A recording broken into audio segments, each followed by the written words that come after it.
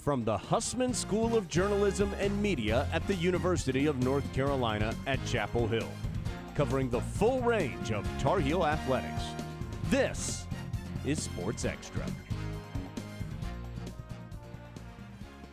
Lee, do you know what week it is? Ashley, I know exactly what week it is. It's Beat Duke week here at Carolina. In just 5 days, it's the Battle of the Blues. But before then, we have a lot of updates in UNC athletics. Good morning and welcome to Sports Extra. I'm Lee Jeffries. And I'm Ashley Humphrey. Thanks for joining us.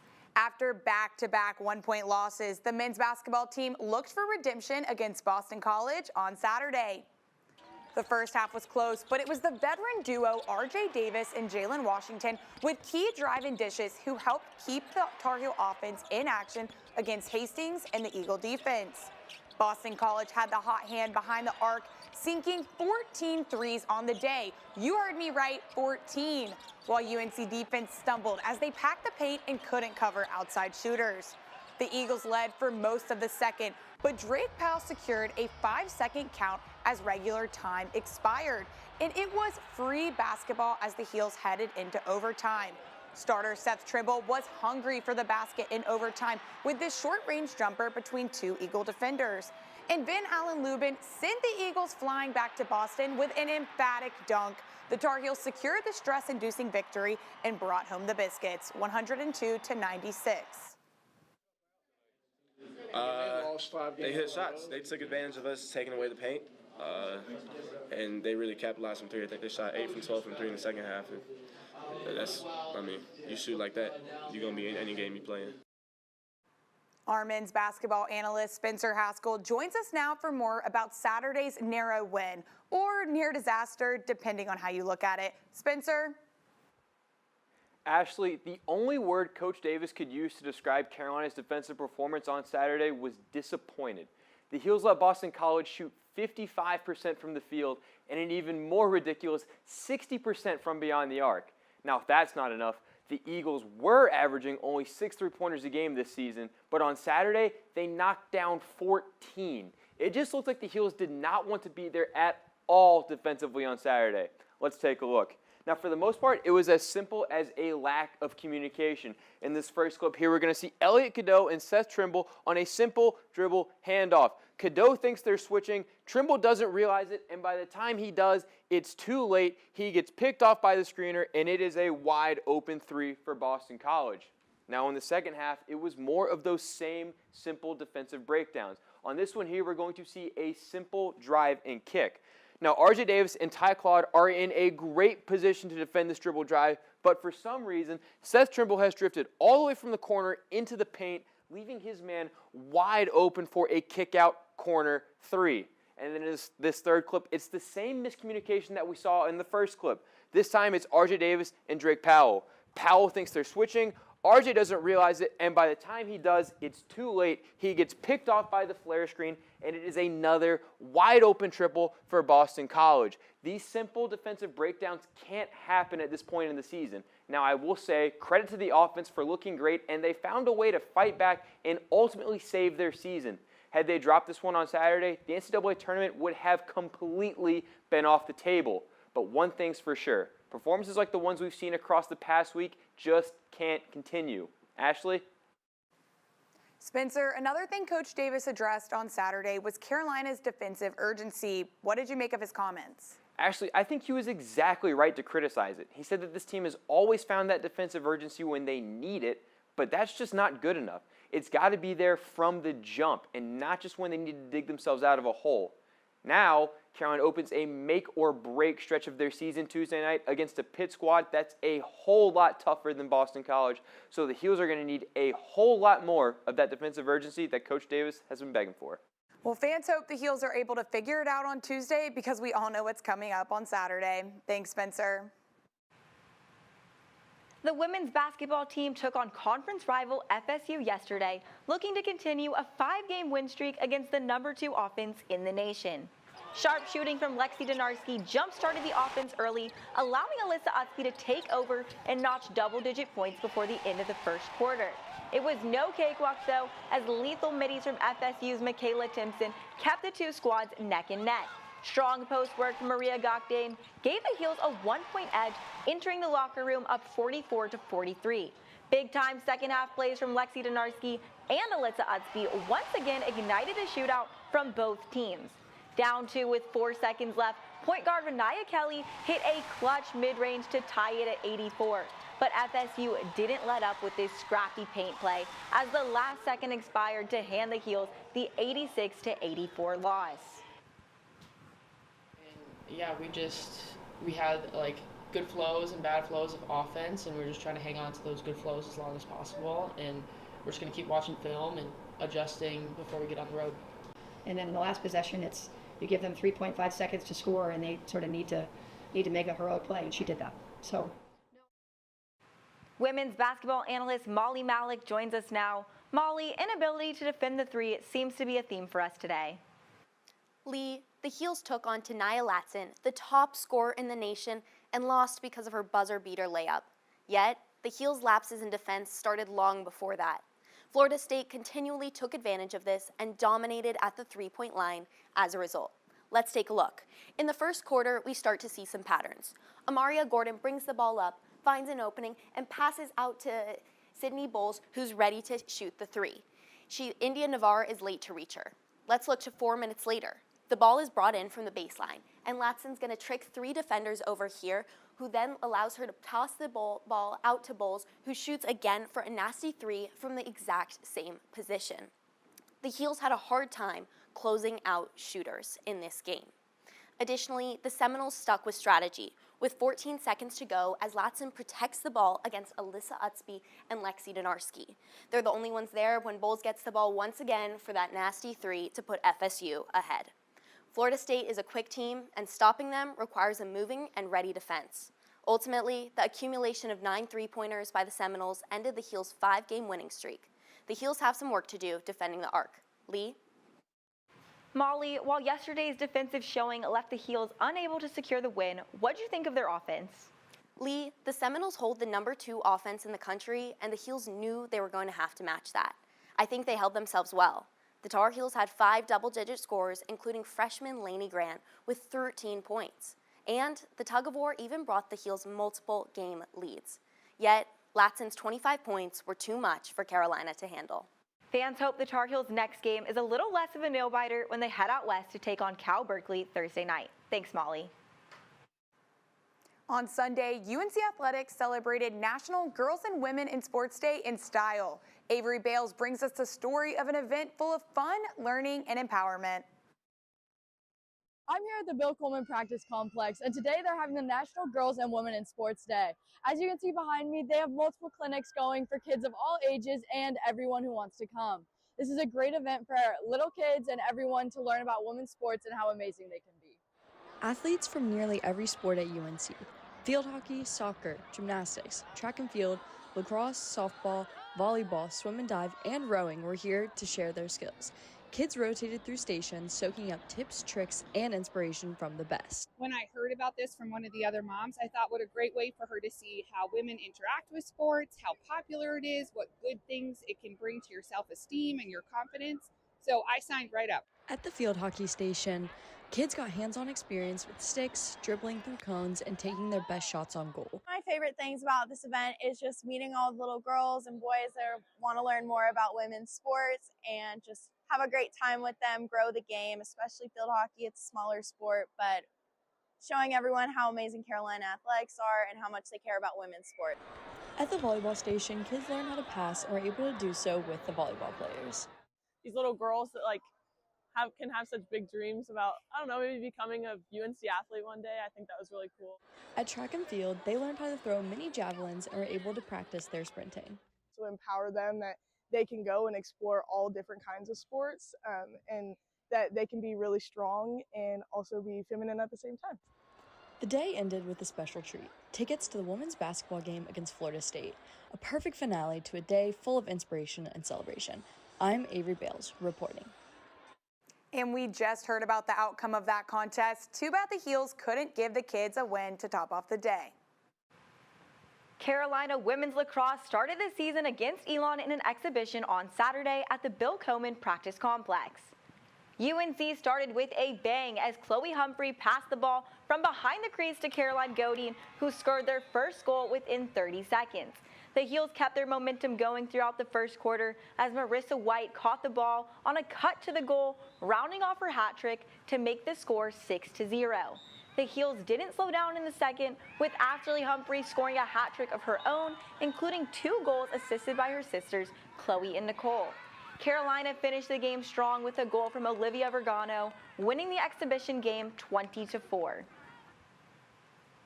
Tar Heel track showed out at the Hokie Invitational this weekend. UNC athletes set multiple personal bests and even broke some ACC records. First place finishes came from Thomas Kitchell in the shot put, Killian Fahey in the men's 400 meters, and Ella Otterset in the women's 800 meters. Next up, the Penn State Invitational. On Friday night, the women's gymnastics team delivered their best performance of the year in the ACC opener against NC State at Carmichael Arena. Let's go to Chalk Talk with Kate McCullough to tell us more about how this squad continues to improve. Kate. Ashley, the Heels are taking advantage of their star competitors. Decanoids scored a 9.975 on the uneven bars, matching her career high, a score she reached for the 4th time in her career, and a program best. Let's take a look here at her outstanding bar routine. Decanoids mounts the bar with a perfect kip up into a cast handstand, setting her up for a smooth rhythm throughout the rest of her routine. As you can see here, her confidence just radiates through her skills. Going up to the high bar, she kips up into 2 back giants, maintaining perfect form here by squeezing every part of her body. Her athleticism is showcased here as she does a double layout dismount. And that's a Carolina stick, absolutely perfect, securing her crown for uneven bars. Valhovic's win on vault was her first individual event title. Looking at her vault run here, let's slow it down as she goes into a Yurchenko 1.5. That means she does a round off, hitting the springboard, going straight into a back handspring, hitting the vault table. Her legs are pulled closely together here, toes pointed, and she hits the ground strong. And that's a superb vault right there. The Tar Heels had an overall vault score of 48.975, their highest vault score this season. Ashley? What should fans expect as the Heels prepare to take on Stanford?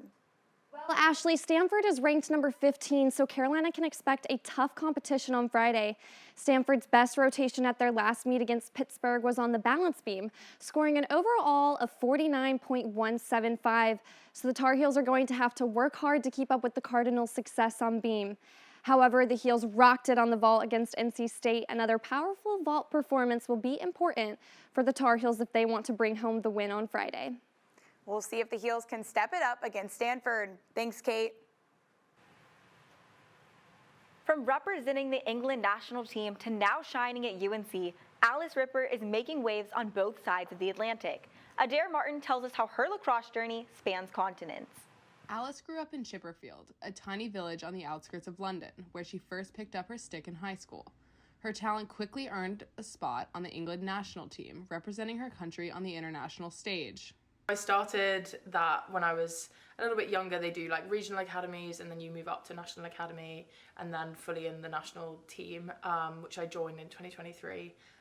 Leaping to UNC wasn't easy, but Alice's experience on the international stage gave her the confidence to thrive in one of the most competitive programs in college lacrosse.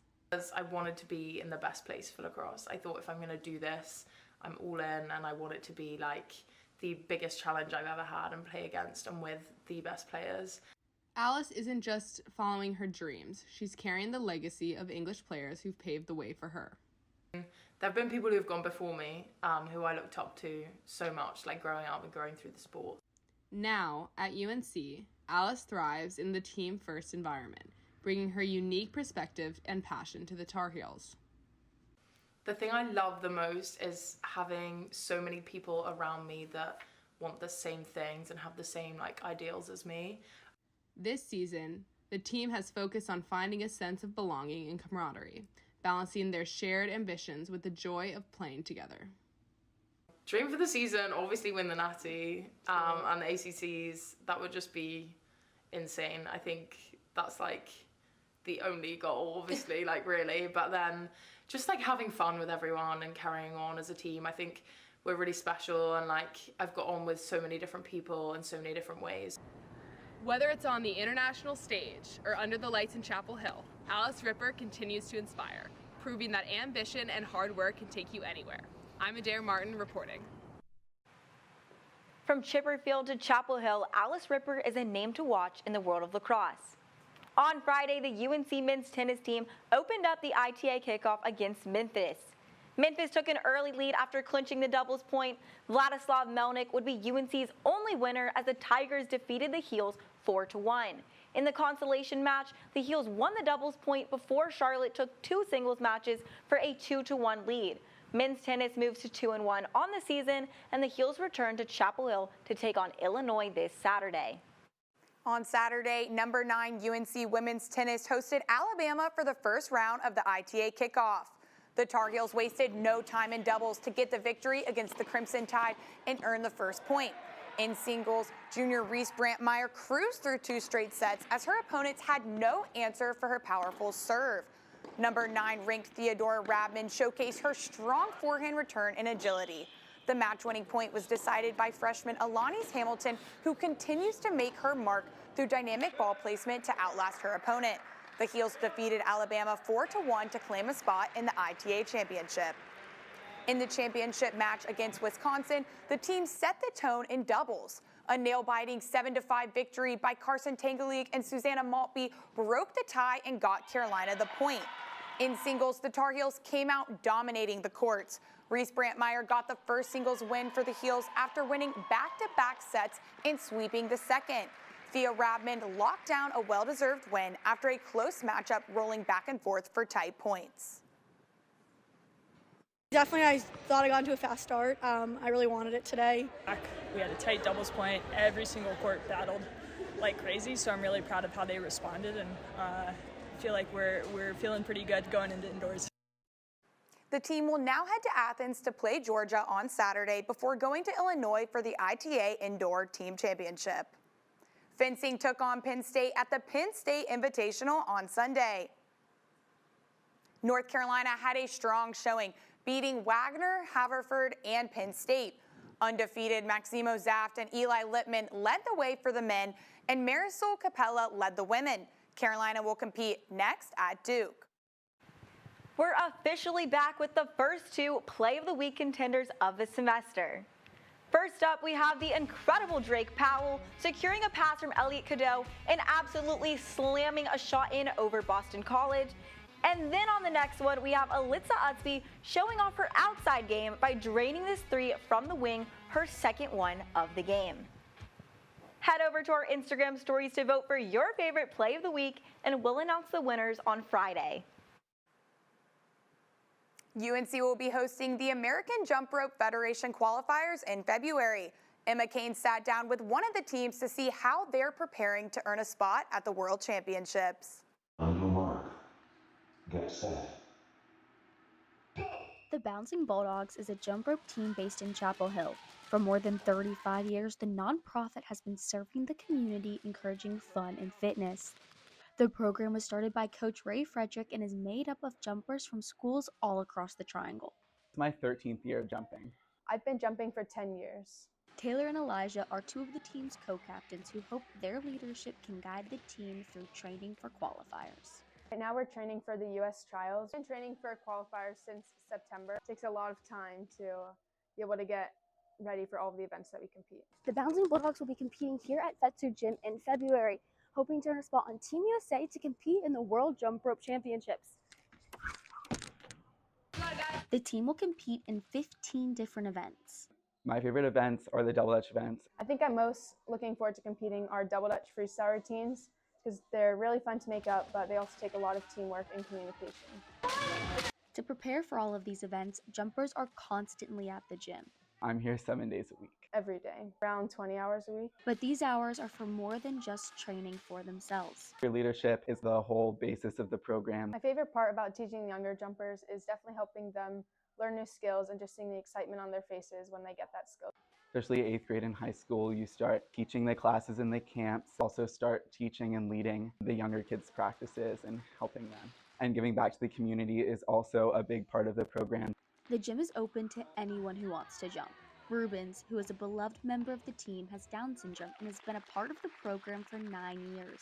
Although we definitely learn a lot of jump rope, you learn a lot of other skills as well. These other skills, such as discipline, time management, leadership, and teamwork, are all highlighted in the team's core values. I'm Emma Kane, reporting.